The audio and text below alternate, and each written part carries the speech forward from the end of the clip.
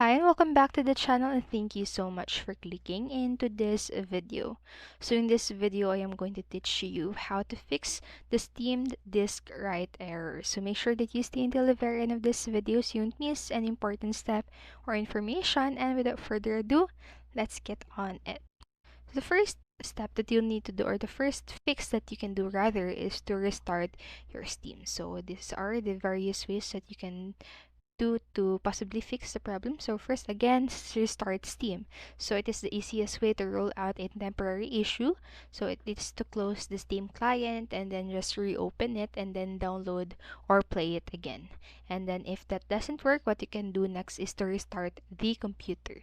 So if closing and reopening Steam doesn't resolve the issue, rebooting the PC could fix it by closing ongoing processes that might interfere with Steam.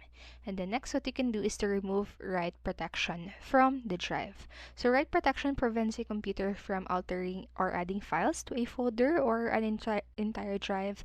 So if you believe this to be the source of the problem, so just verify which drive your Steam games are stored on and then remove write protection from the drive. And the next what you can do is to turn off the read-only setting for the Steam folder. So if the Steam directory is set to read only, then the whole directory is write protected. So just go to the Steam folder properties and make sure that the read only setting isn't selected.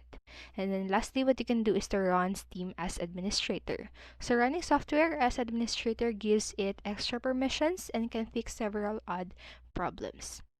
And so that's it for this video. Those are different fixes that you can do to possibly fix the issue. So I hope this helped you, and if it did, please make sure to like, subscribe, and hit notification bell button so you won't miss a video.